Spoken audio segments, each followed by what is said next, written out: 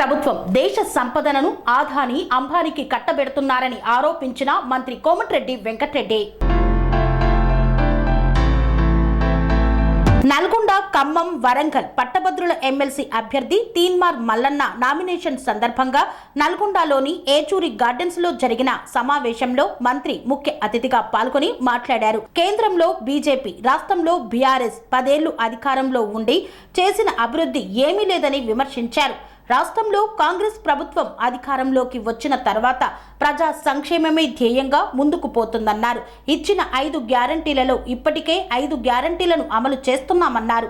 అధికారం కోల్పోయిన తర్వాత కేసీఆర్, కేటీఆర్లు మతిస్థిమితం కోల్పోయి మాట్లాడుతున్నారని ఎద్దేవా చేశారు కోమటిరెడ్డి వెంకటరెడ్డి. పార్లమెంటు ఎన్నికల తర్వాత ఆ పార్టీ 4 ముక్కలవుతుందని వ్యాఖ్యానించారు. అధికారంలో ఉన్నప్పుడు కేసీఆర్ ప్రజల సొమ్మును దోచుకోవడంతో కూతురు కవిత జైలుకెళ్లిందని, వారు కూడా జైలుకెళ్లక తప్పదని అన్నారు. నా కుటుంబ ఆస్తులన్నీ ఈ రాష్ట్ర ప్రభుత్వానికి, చీఫ్ సెక్రటరీ గారికి అన్నగారితో పంపిస్తా ఉన్నా. మీరు ఎప్పుడు ఆలోచించినా మేము పూర్తి స్థాయిలో అందజేస్తామని చెప్పి తెలియజేస్తా ఉన్నా. ఇంకంతేకాదు సోదరులారా, నేను గతంలో చెప్పిన ఇవాళ వేస్తున్నటువంటి నామినేషన్ లో ఉన్నటువంటి ఆస్తులు ఏవైతే ఉన్నాయో ఆ ఆస్తులు సరిచూసుకోండి. నేటి అన్న పెద్దలు గొల్లవారి దిలీప్ కుమార్ గారికి, ఎమ్మెల్సీ, ఎక్స్ఎమ్మెల్సీ గారికి వేదికకి రావాల్సిందిగా కోరుతాను. నేను ఏవైతే ఇప్పటి వరకు చెప్పుకుంటూ చిన్ను ఒక్కటి మిస్ కాకుండా రైతు రీకాలు మొదటిసారిగా ఈ భారతదేశంలో నా మీద పెట్టుకోబోతా ఉన్నా. అది తీర్మానం వలన చేయబోతున్నటువంటి కార్యక్రమం. ఏ ఒక్కటి ప్రజలకు ఇచ్చిన హామీని విస్మరించాం. సోదరులారా, నేను నామినేషన్ పత్రంలో విప్పినటువంటి ప్రతి ఆస్తి విలువ ప్రతిదీ మీరు పరిశీలించి పెట్టుకోండి. తీర్మానం వలన చనిపోయినప్పుడు ఏముంటాయో కూడా మీరు పరిశీలించుకునేటువంటి అవకాశం ఉంటుంది. సోదరులారా,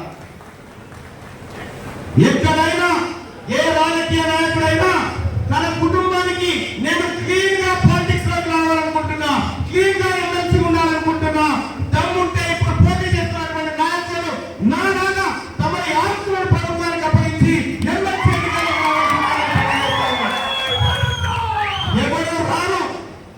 ఎవరు రారు అట్లా. ఎందుకు రారంటే వాళ్ళకు రాజకీయాలంటే దోపిడీలు, కూలీలు, డబ్బు సంపాదించడాలు, అక్రమాలు ఇవన్నీ వాళ్ళకు. కానీ నాకు రాజకీయాలంటే నేను గతంలోనే చెప్పిన సోదరులారా, నేను రాజకీయాలు చేసిన తర్వాత ఒకవేళ నేను సరిపోతే 1,00,000 మంది సాగుకు రావాలని చెప్పిన నేను అటువంటి రాజకీయాలు చేయాలనుకుంటున్నా. ఈ పేద వర్గాల కోసం రాజకీయాలు చేయాలనుకుంటున్నా.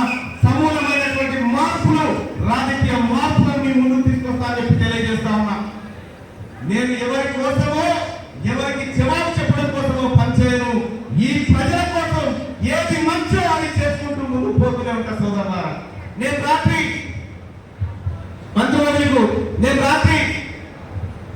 మా మిత్రులు వచ్చి నామినేషన్ కార్యక్రమాలు చూస్తా ఉంటే నేను మా మిస్సెస్ పిలిచి అడిగిన, ఏమన్నా బ్రతకగలుగుతాం, నువ్వు ప్రభుత్వ ఉద్యోగిని, నేను ఎక్కడ పని చేస్తాను, 1,00,000 2 లక్షల జీతం వస్తాయి, బతకగలుగుతాం, ఉంటే ఉంటుంది, పోతే పోతుంది, మనం ఇచ్చిన మాట కట్టుబడి ఉన్నామని చెప్పిన. ఆ మాట ప్రకారం దాదాపు మా కుటుంబం పేరు మీద, అంటే నా కుటుంబం పేరు మీద 1,50,00,000 రూపాయల దాకా ఆస్తులు ఉన్నాయి. అన్ని ఆస్తులను గవర్నమెంట్ ఆఫ్ తెలంగాణకి, చీఫ్ సెక్రటరీ గారికి మేము ఇవ్వడానికి ముందుకు వచ్చి అంగీకారం చేస్తూ ఆ పత్రాన్ని ఇస్తా ఉన్నాం. సోదరులారా, ఎవడన్నా చేస్తారా ఈ పని? చేస్తారా? ఈ ఇండియాలో ఎవరైనా చేసిందా పని? ఈ భారతదేశంలో ఎవరైనా చేసిందా? చెయ్యడం, చెయ్యకూడదు కూడా. రేపు పొద్దున ఎమ్మెల్సీ అయితే ప్రతి రూపాయికి జవాబుదారిగా పనిచేసేటువంటిది తీన్మార్ మల్లన్న. రేపు పొద్దున ఇదే కాంగ్రెస్ పార్టీ ప్రభుత్వం, ముఖ్యమంత్రి రేవంత్ రెడ్డి గారి నాయకత్వంలో, గౌరవనీయులు పెద్దలు వెంకటరెడ్డి గారి సారథ్యంలో, ఇక్కడ ఉన్నటువంటి మా ఎమ్మెల్యేల సారథ్యంలో, మా పార్టీ నాయకులు, మా మిగతా మిత్రులందరి సారథ్యంలో ఈ తెలంగాణను గొప్పగా మలుచుకోవడమే మా లక్ష్యం. కేసీఆర్ ఏం చేసిందో మీ అందరికీ తెలుసు. కుక్కకు పెద్దనం ఇస్తే కుండల వల్ల పెట్టినట్టుగా మొత్తం తెలంగాణ చిన్నాభిన్నం చేసింది ఆ వ్యక్తి. నువ్వు ఎన్డీఏలో ఉన్నావా, మా ఇండియా కూటమిలో ఉన్నావా? నీకు నామనాగితో ఎట్లయితాడు? నువ్వు పోయినసారి 2వ సారి ముఖ్యమంత్రి అయినా 3 నెలలకి ఎన్నికలు జరిగితేనే 9 సీట్లు వచ్చినాయి. నేను ఉత్తమ్ కుమార్ రెడ్డి రేవంత్ రెడ్డి గెలిచినాం, బీజేపీ 4 గెలిచింది. నీ గౌరవం లేదు. రోజు 100 మంది క్యాడర్పై వేరే పార్టీ కాంగ్రెస్ జాయిన్ అవుతారు. ఆయన సంకీర్ణం అవుతుందంట, రామారావు మంత్రి అంట. ఆయన ఏంటంటే కొంచెం చూస్తే ఆరోగ్య పరిస్థితి కూడా బాగా అనిపిస్తుంది ఆయన చూస్తుంది. అందుకనే మనం పోటీ ఎవరి మీద పల్లలకు అయినా మనం ఓవర్ కాన్ఫిడెంట్ గా పోవద్దు. ప్రతి ఓటు ఇంపార్టెంట్. ఎట్లా గెలుస్తారని చెప్పి కాదు, మనం కష్టపడదాం, మళ్ళీ మనం గెలుపుతున్నాం. మీరందరూ కూడా కేంద్రంలో వచ్చిన జాబ్ కార్డు గురించి ఒకటి చెప్పండి. మీరు మోడీ గారు చేసిన పని 10 ఏళ్ళగా, మోడీ గారు 10 ఏళ్ళ ఒక్క మంచి పని చేసిందా ఒక్కడ ఆలోచించండి. ఇవాళ సోనియా గాంధీ అదే ఉపాధి హామీ పెట్టకపోతే దేశంలో ఇవాళ కేసీఆర్ లాంటి సన్యాసులు ఇవాళ రాజ్యం 10 ఏళ్ళగా వస్తే ఒక్క పేదవారికి ఇల్లు కట్టలే. ఉపవాసాలతో అన్నం లేక చనిపోయే వాళ్ళు ఉపాధి హామీ పథకాలు లేకపోతే. ఆనాడు ఇంద్రమ్మ ఊళ్ళో ఇంద్రమ్మ ఇల్లు కట్టించింది. అలాంటి పార్టీ మేనిఫెస్టో చూస్తే ఇవాళ 1 లక్ష రూపాయలు ఇవాళ చదువుకున్న యువతకు ఇచ్చే విధంగా ఒక మేనిఫెస్టో ఇచ్చిన్నారు రాహుల్ గాంధీ గారు, సోనియా గాంధీ గారు. ముఖ్యమైనది ప్రతి పేదవాడికి 400 రూపాయలు కూలి పడే విధంగా చట్టం రూపేణ ఉపాధి హామీ కూడా చట్టం తీసుకొచ్చినాం. 100 రోజులు పని లేకపోతే అధికారికి శిక్ష పడుతుంది. అలాంటి చట్టం రూపేణ 400 రూపాయలు కానీ, అలాగే సామాజిక న్యాయం కోసం జనగణన చేసి వెనుకబడే వర్గాలకు న్యాయం చేయాలని చెప్పి కట్టుబడుతున్న పార్టీ కాంగ్రెస్ పార్టీ. రుణమాఫీ రైతులకు సంబంధించి రుణమాఫీ స్వామినాథన్ కమిషన్ ని ఇంప్లిమెంట్ చేస్తూ ఎంఎస్పీకి చట్టపరమైన హోదా తీసుకురావడం ఒక పెద్ద కార్యక్రమం. ఆ రోజు మన్మోహన్ సింగ్ గారు 70,000 కోట్ల రుణమాఫీ చేస్తే ప్రతి రైతుకు 2 లక్షలు, 3 లక్షలు, 4 లక్షలు అంతా మాఫీ అయింది. 1 లక్ష రూపాయలు ప్రతి పేద కుటుంబానికి ఇచ్చే విధంగా. ఎందుకంటే కేంద్ర బడ్జెట్ అంటే జిఎస్టీలోని లక్షల కోట్ల ఆదాయం పెరిగింది. మన మోడీ గారు అంతా జైలబాద్ వచ్చి ఆర్ఆర్ ట్యాక్స్ అంట. మోడీ గారు ఆర్ఆర్ ట్యాక్స్ కాదు, 10 ఏళ్ళలో నువ్వు చేసింది ఏంటి? ప్రతి పేదవానికి 72 లక్షల కోట్లు కేంద్రంలో విదేశాల్లో నల్ల డబ్బులని తీసుకొచ్చి ప్రతి కుటుంబానికి 15 లక్షలు ఇస్తున్నావు. 15 రూపాయలు ఇచ్చిండా? సంవత్సరానికి 2 కోట్ల ఉద్యోగాలను ఇచ్చిండా? ఇయలే. 1000వ స్థానంలో కూడా లేడు. ఎక్కడో ఉన్నా అదాని ఇవాళ ప్రపంచంలో 2వ స్థానానికి వచ్చిండు. అంబానీ దేశంలో ప్రపంచంలో 1వ స్థానానికి వచ్చిండు. ఇది ఆర్ఆర్ ట్యాక్స్ కాదు. ఇవాళ ఏ ట్యాక్స్ అంటే అదాని అంబానీ దేశ సంపదని వాళ్ళిద్దరికి దోచిపెట్టిన మోడీ గారు. నువ్వు ఇవాళ మా ప్రభుత్వం వచ్చి 3 నెలలైంది. ఈ బకాయిలు తీసుకొచ్చి 3,900 కోట్ల లోటు బడ్జెట్ ఇచ్చింది. జీతాలకు పైసలు లేవు. బ్యాంకులోనే 26,000 కోట్ల పైసలు జమ చేసి క్యాబినెట్ లో కూర్చొని 26,000 కోట్ల బ్యాంక్ అయితే కట్టాలి కదా. ఆయన కాళేశ్వరం మీద తీసుకొచ్చిండు, కట్టిండు, కూలిపోయాడు. ఇవాళ నామినేషన్ వేయడం జరిగింది. పట్టభద్రుల ఎమ్మెల్సీ ఉప ఎన్నికల్లో నామినేషన్ వేయడం కోసం పెద్దలు గౌరవనీయులు మంత్రివర్యులు కోమటిరెడ్డి వెంకటరెడ్డి గారు, అలాగే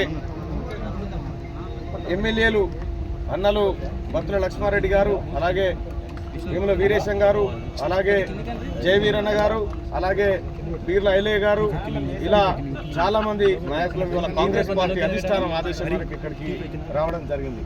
సోదరులారా, మీడియా సోదరులారా, నేను ఒకటే చెప్తా ఉన్నా, రాజకీయాలు ఆదర్శవంతంగా ఉండాలని నేను కాంగ్రెస్ పార్టీ ఎంచుకున్నా. కాంగ్రెస్ పార్టీ ఆదర్శ రాజకీయాల వైపు వచ్చినాయి. నేను ఒక మాట గతంలో ప్రజలకు చెప్పిన, నేను రాజకీయాల్లోకి పూర్తి స్థాయిలో ఎంటర్ అయ్యే రోజు నా ఆస్తులన్నీ ప్రభుత్వానికి అప్పచెప్పిన తర్వాతనే వస్తా. ఆ తర్వాత నేను దిగిపోయేటప్పుడు నా ఆస్తులు చెక్ చేసుకొని అప్పుడు నన్ను దించేయండి అని చెప్పడం జరిగింది. అన్నట్టుగానే ఇవాళ మంత్రి కోమటిరెడ్డి వెంకటరెడ్డి గారికి అన్నకు చీఫ్ సెక్రటరీ గారిని అడ్రస్ చేస్తూ, మీరు ఎప్పుడు ఆదేశించినా నా కుటుంబం సిగ్నేచర్ చేయడానికి సిద్ధంగా ఉంది, మీరు ఆ ఫార్మాట్ చెప్పండి అని చెప్పి చీఫ్ సెక్రటరీ గారికి ఆస్తులను రాసిస్తూ అన్న మంత్రి గారి చేత మేడంకి పంపించడం జరుగుతూ ఉంది. అలాగే పట్టభద్రులకు నేను చేసేటువంటి విజ్ఞప్తి ఒకటే, అన్న నిజంగా నాకున్నది 3 సంవత్సరాలే. 3 సంవత్సరాల కాల పరిమితిలో ఒకవేళ తీన్మార్ మల్లన్న కనుక మీకు నచ్చిన విధంగా పని చేయకపోతే నేను ప్రజా రెఫరెండానికి సిద్ధం. ఒకవేళ మీరు కనుక తీన్మార్ మల్లన్న నువ్వు మా ఆకాంక్షలకు అనుగుణంగా పని చేయలేదు అంటే వెంటనే రాజీనామా చేసి మీ కాళ్ళ దగ్గర పెట్టుకోవడానికి నేను సిద్ధంగా ఉన్నా. దయచేసి సోదరులారా, ఒక ఆదర్శవంతమైన రాజకీయాల కోసం, ఒక నీతివంతమైన రాజకీయాల కోసం ఒక అవకాశం ఇవ్వాల్సిందిగా వరంగల్, నల్గొండ, ఖమ్మం పట్టభద్రులందరికీ నేను రిక్వెస్ట్ చేస్తా ఉన్నా, నమస్కరించి అడుగుతా ఉన్నా. ఇక అలాగే ఉద్యోగస్తులకు కానీ, నిరుద్యోగులకు కానీ, టీచర్లకు కానీ, అలాగే వివిధ సమస్యలతో ఉన్నటువంటి ఉద్యోగులకు కానీ నాది బాధ్యత. నేను మా అన్నగారి ద్వారా, ఇక్కడ ఉన్నటువంటి మా సోదరులు ఎమ్మెల్యేల ద్వారా ఈ ప్రభుత్వాన్ని ఖచ్చితంగా అడిగి మీ ప్రశ్నలన్నింటినీ మీ సమాధానాలు రాబట్టి మీ అందరికి అప్పచెప్తామని తెలియజేస్తూ, అలాగే జీవో 46 బాధితులకు కూడా మంత్రి గారు ఇప్పుడే చెప్పినారు, యాజ్ సూన్ యాజ్ పాసిబుల్ దానిపైన నిర్ణయం తీసుకుంటామని చెప్పి మంత్రి గారు ఇప్పుడే సభావేదికగా చెప్పినటువంటి పరిస్థితి. మొత్తానికి ప్రజలందరూ సంతోషంగా ఉండాలని కాంగ్రెస్ పార్టీ, ఆ కాంగ్రెస్ పార్టీలో నేనున్నందుకు గర్వపడుతూ ఇవాళ కాంగ్రెస్ పార్టీ తరఫున నామినేషన్లు వేయడం జరిగింది. జీవో పార్టీ సమావేశంలో, మొదటి అసెంబ్లీ సమావేశంలో నేను మంత్రిగా కాగానే మా జిల్లా ఎమ్మెల్యే అందరం పోయి ముఖ్యమంత్రి గారు చెప్తే మళ్ళీ రెండో మీటింగ్లో కూడా కొందరు సీనియర్ ఆఫీసర్లు పిలిపించడం జరిగింది. ఒక ఎక్స్పర్ట్ కమిటీ చేసి దీనికి తప్పకుండా దీనికి న్యాయం చేస్తామని చెప్పి, ఎందుకంటే ఎంత అన్యాయం జరుగుతుందో మన కానిస్టేబుల్ సెలక్షన్ చూస్తాం. పోయిన గవర్నమెంట్ పనికి రాని ఆలోచన ఏం అధ్యయనం చేయకుండా అదే ఎగ్జామ్, అదే కానిస్టేబుల్ ఉద్యోగం ఇక్కడ 42 మార్కులు వస్తే ఒక అమ్మాయికి, మాధవి అనే అమ్మాయి రాలే. అక్కడ 140 మార్కుల వచ్చిన ఈ అమ్మాయికి రాలే. 42 మార్కులు హైదరాబాద్లో కానిస్టేబుల్ ఉద్యోగాలు వస్తాయి. అట్లా ప్రతి దాంట్లో కూడా అన్యాయం జరుగుతుంది. తప్పకుండా దాన్ని మార్పిచ్చే బాధ్యత మాది, మా ఎమ్మెల్యేలేదు, మేము అందరం. ముఖ్యమంత్రి గారు కూడా దాని మీద కమిటీ చేస్తున్నాడు. త్వరలోనే మల్లన్న గారు కౌన్సిల్ వచ్చినట్టు ఆయన అయితే ఊరుకోడు, మీకు తెలుసు కదా. సో ఆయన మాతో కూడా ఉంటాడు. మేమందరం కలిసి దాన్ని కూడా చేస్తామని నిరుద్యోగులందరూ కూడా హామీ ఇవ్వడం కాదు, అమలు చేసి చూపిస్తాం, న్యాయం చేస్తాం. నల్గొండ, ఖమ్మం, వరంగల్ ఎమ్మెల్సీ అభ్యర్థిగా తీన్మార్ మల్లన్న గారిని మా పార్టీ నిర్ణయించి నామినేషన్ ఈరోజు దాఖలు చేయడం జరిగింది. నాతో పాటు మన గవర్నమెంట్ విప్ అసెంబ్లీలో వీళ్ళ ఐలయ్య గారు, అలాగే సీనియర్ శాసనసభ్యులు మన వేముల వీరేశం గారు, ఇంకా మిర్యాలగూడ శాసనసభ్యులు మద్దల లక్ష్మారెడ్డి గారికి, ఇంకా ఎంతో మంది వేలాది మంది కార్యకర్తలు, నాయకుల సమక్షంలో ఈరోజు నామినేషన్ వేసుకోవడం జరిగింది. తప్పకుండా ప్రజలందరికీ విజ్ఞప్తి చేస్తున్నా, పోయినసారి గతంలో ఇండిపెండెంట్గా పోటీ చేస్తేనే 39వ నెంబర్లో ఉన్న ప్రజల కోసం పోరాటం చేస్తూ అప్పుడున్న కేసీఆర్ ప్రభుత్వం దోపిడీ పాలనకు వ్యతిరేకంగా నిరుద్యోగులకు అండగా ఉంటూ ఎక్కడ ఏ సమస్య ఉన్నా, ఎవరు ప్రభుత్వంలో ఉన్న అధికార పార్టీ నాయకులు కానీ అధికారులు దోచుకున్న ప్రజల ముందుకు కళ్ళకు తీసుకొచ్చి వాళ్ళకు అండగా ఉన్న తీన్మార్ మల్లన్నని దాదాపు గెలిచినంత పనైంది. ఈసారి కాంగ్రెస్ పార్టీ అభ్యర్థిగా ముఖ్యమంత్రి గారి సహకారంతో మేమందరం మంత్రులం, ఎమ్మెల్యేలం, ప్రజలందరికీ పార్టీలకు అతీతంగా విజ్ఞప్తి చేస్తున్న చేతులు జోడించి ఇప్పుడే మేము మాట్లాడుకున్నప్పుడు అతనికి ఉన్న 1.5 కోట్ల ఆస్తిని కూడా ప్రభుత్వానికి రాస్తున్నట్టు చీఫ్ సెక్రటరీకి అడ్రస్ చేస్తూ నాకు లేఖ ఇవ్వడం, ఇది దేశ రాజకీయాల్లో కానీ తెలంగాణలో కానీ ప్రప్రదంగా ఉండొచ్చు. భార్య ప్రభుత్వ ఉద్యోగి, ఆయన ప్రజల కోసం పోరాటం చేసే వ్యక్తి, ఎన్ని కేసులు పెట్టినా భయపడని వ్యక్తి ఈరోజు అధికార పార్టీ అభ్యర్థిగా నాకు ఈ ఆస్తులతో ప్రజలకు సేవ చేస్తానని చెప్పి ఎమ్మెల్సీగా తనకున్న ఆస్తిని ప్రభుత్వానికి రాసియడం నిజంగా హర్షించదగ్గ విషయం. ఈ సందర్భంగా మా మల్లన్నని మనస్ఫూర్తిగా అభినందిస్తూ మంచి మెజార్టీతో, ఎంత మెజార్టీ అంటే మొదటి ఓటుతోనే, రెండవ ఓటు కూడా మొదటి ఓటుతోనే 1,00,000 పైన ఓటుతో మెజార్టీ గెలిపిస్తారని కూడా మాకు నమ్మకం ఉంది. ఎందుకంటే 10 సంవత్సరాలు ఆయన పోరాటం చూసినాం. ఈరోజు అందుకని కళ్ళపల్లి మాటలు చెప్పి గతంలో మోడీ గారు సంవత్సరానికి 2 కోట్ల ఉద్యోగాలని 15 లక్షలు మీ అకౌంట్లో వేస్తానని చెప్పి అదాని అంబానీకే పరిమితమైన మోడీ గారి పాలన చూసాం. ఇక్కడ కేసీఆర్ 10 ఏళ్లలో ఒక్క డిఎస్సీ పెట్టకుండా చూసినాం. ఒక్క డిఎస్సీ పెట్టలే. 60,000 మంది ఉద్యోగులు, టీచర్లు రిటైర్ అయితే 6,000 స్కూళ్ళు మూతపడ్డాయి. ఉద్యోగులకు 1వ తారీఖు జీతాలనేవి మర్చిపోయిండు. మీరు పెన్షనర్స్కు 20వ తారీఖు తెలియదు, సెల్ ఫోన్ చూసుకోండు. బ్యాంకులలో వాళ్ళకి తీసుకున్న అప్పులకు వడ్డీ కాకుండా ఎన్పిఐ అకౌంట్గా మారి లోన్లు దొరకని పరిస్థితి ఉద్యోగులకు. ఒకవైపు వాళ్ళకి పిఆర్సీ ఇస్తే బిచ్చం వేసినట్టు 5% పిఆర్సీ ఇచ్చిండు. మా ప్రభుత్వం మైనస్ 3,900 కోట్లతో మాకు అప్పచెప్తే తెలంగాణ ఇచ్చినప్పుడు 16,000 కోట్లు మిగిలిన బడ్జెట్ ఉంటే 7 లక్షల కోట్లు అప్పే కాదు, మాకు పాకప్ప చెప్పినప్పుడు 3,000 కూడా మైనస్ 26,000 కోట్ల బ్యాంకుల అప్పులు తీసుకుంటూ ఇవాళ మేము చేసే పథకాలు జీరో బిల్లు కానీ ఆర్టీసీ ఉచితంగా రోజు 15 కోట్ల భారం కానివ్వండి మహిళలకు, ఇంకా 500 రూపాయల సిలిండర్ కానివ్వండి, 2 లక్షల రుణమాఫీ ఆగస్టు 15 లోపు కానివ్వండి ప్లాన్ ప్రకారం చేస్తున్నాం. తప్పకుండా చెప్పింది కాంగ్రెస్ పార్టీ ఆ రోజు ఇందిరమ్మలాగా ఆలోచించి ఉపాధి హామీ తీసుకొస్తే ఇవాళ భూమి లేని నిరుపేదలు 2 పూటలు అన్నం తింటున్నారు. 80 ఏళ్ళ వయసున పోయి 4 గంటలు పనిచేస్తే 150 రూపాయల కూలి వస్తుంది. దాన్ని మా మేనిఫెస్టోలో 400 కనీస కూలి కింద పెట్టాం. 5 న్యాయపత్రాలు 1,00,000 రూపాయలు యువకులకు పెట్టాం. అందుకని అందరూ కూడా మా మల్లన్నని గెలిపించాలని మంచి మెజార్టీతో యువకులు ఇక్కడ నల్గొండలో ఓటర్స్ తక్కువ మీ ఫ్రెండ్స్ ఖమ్మంలో ఉన్న వరంగల్లో ఉన్న ఇంటింటికి మనం మాట్లాడుకోవాలి. మీరే తీర్మానం మన్నలాగా మారిపోవాలి. నేను కూడా ఖమ్మం జిల్లా ఇన్ఛార్జ్ మినిస్టర్గా ఖమ్మంతో పాటు నల్గొండతో పాటు గతంలో ఎంపీగా జనగామ వరంగల్లో ఉన్న పరిచయాలతో పాటు నేను కూడా తిరుగుతాం. మంచిగా మా మల్లన్నని మెజార్టీ గెలిపించి ఇవాళ ఒక ఆదర్శప్రాయంగా తన ఆస్తిని రాసిస్తున్న మల్లన్నని అభినందిస్తూ అందరూ కూడా కష్టపడి గెలిపించాలని, దాంతోపాటు 2 ఎంపీలను కూడా మన తెలంగాణలో ఎక్కువ మెజార్టీ రావాలని భువనగిరి నల్గొండ ఎంపీ అభ్యర్థులు ఇక్కడ రఘువీర్ గాని అటు చామల కిరణ్ కూడా మంచి మెజార్టీ గెలిపించాలని విజ్ఞప్తి. స్వామి బోధానంద గోసేవ ఆశ్రమం సైథాపూర్.